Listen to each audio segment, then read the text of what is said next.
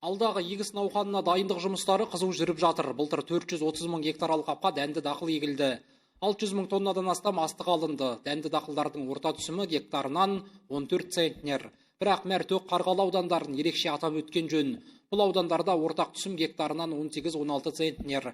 Ал алдағы егіс жұмысына тоқталсақ, көктемде 860 мың гектарға егін егу жоспарланып отыр. Көктемгі далалық жұмыстарын жүргізу үшін қажетті 6-2 мың тонна дизель отыны бөлінді. Бүгінгі уақытта жіберу бағасы литріне 253 теңгеден, бұл нарықтық бағадан 15%-ға төмен. Дизель отынын тасып алу жұмыстары жүргізіліп жатыр. Қазір қажетті көлеммен толық қамтамасыз етілген. Көктемгі далалық жұмыстарына 1,5 мың трактор, 100-ден аса жоғары өндірісті егіс кешендері, 1,4 мың тұқым сепкіштер мен 1,4 мың жер өңдейтін техникаларын жұмылдыру жоспарлануда. Қазіргі уақытта дайындығы 98% құрайды, жөндеу жұмыстары жүргізілуде. Жыл басынан бастап 4 миллиард теңгеге 228 ауыл шаруашылығы техникасы сатып алынды. Оның ішінде 101 трактор, 8 комбайн, 119 өзге де техникалар. Жиынға бірнеше ауданның ауыл шаруашылығы мамандары келді. Мәселен, егінді аймақ Мәртөк ауданының көктемге жоспары ауқымды.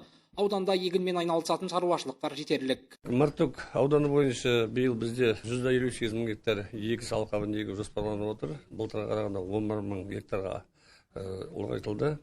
Оның ішінде 96 мыңда 200 гектар жазғы дәнді дақылдар, 18 мың гектар ол жаңа майлы дақылдар. Жалпы бүгінгі күнге бізде 76 ауыл шаруашылық тауар өндіруші 1421 тоннаға жеңілдетілген дизель отынына тапсырыс берілді. Қазір тасып алу жұмыстары жүргізілуде. 6 шаруа қожалық бізде кең дала бағдарламасы бойынша сұраныс тапсырған. Жаңағы жазғы көктемгі егіс жұмыстарында бүгінгі күнге бәрі қаражаттарын алып, жұмыстарына кірісіп, бізде ылғал тоқтату жұмыстары жүргізіліп жатыр. Егіннің жауы шегіртке, жалпы еліміздің әр түкпірінде жыл сайын диқаншылар зиянкес жәндіктердің кесірінен шығынға ұшырайды. Кеңес мүшелері бұл бағыттағы жұмыстарды сұрады. Енді қазіргі уақытта агродрондарды қолға алу жұмыстары жүргізілуде. Ол бойынша субсидиялар енгізіліп жатыр.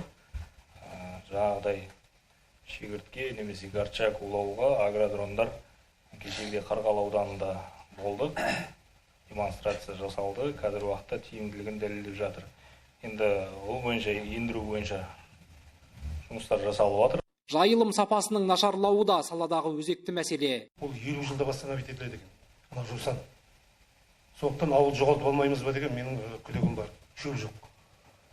Оның бірден бір себебі ауылдың ішінде, іргесінде мал қораларын салып алған. Мысалға Шалқардың іргесіндегі Жылтыр поселкесінде, ар жағындағы жаңа қоныс деген ауылдарда ауылдың сыртын келіп топырақ басып жатыр. Бұған тосқауыл қою үшін осыдан 5 жыл бұрын Қазақстан Республикасының жайылым туралы заңы қабылданды. Сол заңға сәйкес ауылда тек қана сауын малды ұстау керек. Сауын малды ғана содержать ету керек. Бірақ өкінішке орай бұл заңның бұл қағидасы еш жерде орындалмай жатыр. Оның бірден бір бақылау жасаушы ауыл шаруашылық басқармасына бекітілген. Былтырғы жылы жайылымдар туралы заң қабылданды жаңа. Бұл бойынша 5 жылға жайылымдарды басқару жоспары бекітіледі. Жергілікті өкілетті орган бекітеді, мәслихаттар яғни.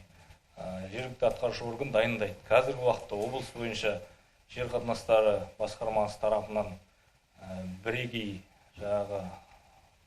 енді бір жобаға негізделген жұмыстар жүргізіліп жатыр. Жер қатынастары басқармасымен бірлесіп. Бұл бойынша Қазгидромет дейміз ғой, сол арқылы жайылымдарды басқару жобасы жасалынатын болады. Әрбір аудан соны бекітеді, соған сәйкес жұмыс жасалады. Сонымен қатар кеңес мүшелері ауылдық жерлерде мал терісі өтпей жатқанын айтты. Басқарма басшысының орынбасары өңірде жүн өңдеу зауыты салынып жатқанын және оның биыл іске қосылатынын жеткізді. Болашақта жүн өткізу мәселесі зауыт арқылы жойылады. Қазір зауыт құрылысының 90% аяқталған. Нұрбол Жауынбаев, Самат Қалекенов, Ақтөбе телеарнасы.